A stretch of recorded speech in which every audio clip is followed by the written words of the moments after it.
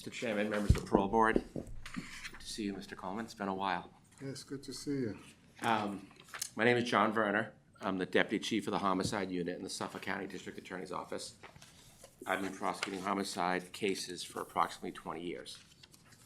My colleague, ADA Montez, will state the official position of our office in his argument.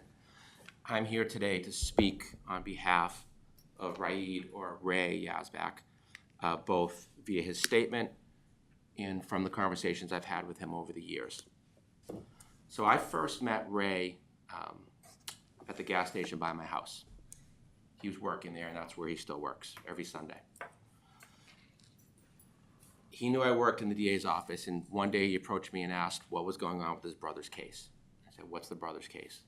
He said, "Jason Robinson and Tanzarius Anderson." That's when the Mattis Robinson hearings were just about to get started.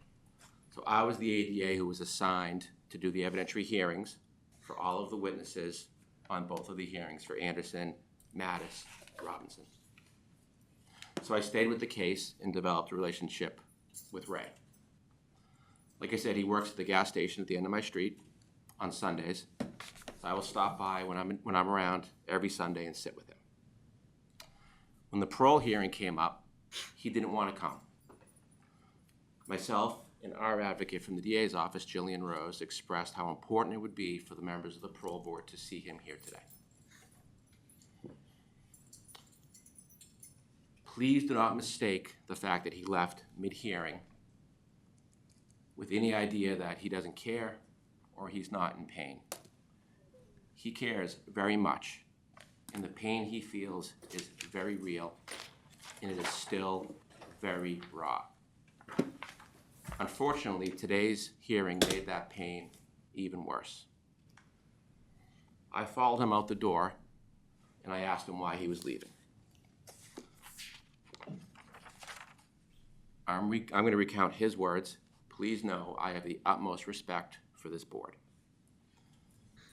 He said he was leaving because he didn't think his side was going to get a fair hearing, and he thought that this was a waste of time. I tried to assure him it wasn't. He made up his mind and he left. I'll talk a little bit about Ray and then about his feelings. He hasn't told his parents or Inaam's parents that this parole hearing is going on. They're in Lebanon. They don't know anything about the Mattis and Robinson decision. I suggested to him that maybe he should tell them. His words were, "This will break their heart." Ray Inaam had a brother who was also here in America who died of a heart attack 3 or 4 weeks after this happened. It may have been 3 to 4 months. My notes say 3 to 4 weeks, but it was pretty soon after. He told me he does not know how he's going to tell his parents if Mr. Anderson is paroled. In the Suffolk County Homicide Unit, we are acutely aware that when someone kills someone else, that person, the murderer, causes pain and suffering to his or her family. And I wanted to acknowledge that, especially to Mr. Anderson's mother. We understand that 2 families are ruined by what happened here.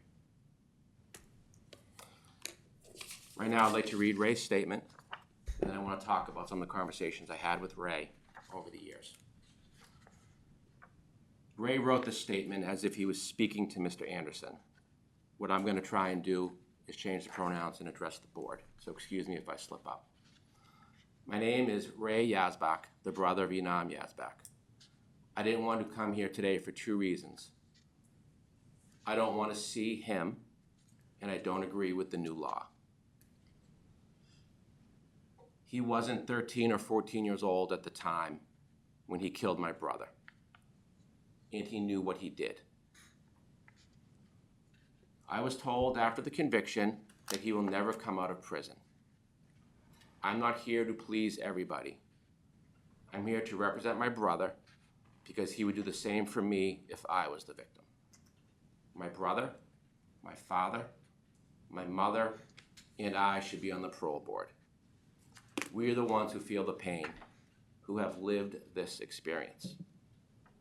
My brother came to the land of opportunity. He worked very hard, no drugs, and everyone loved him.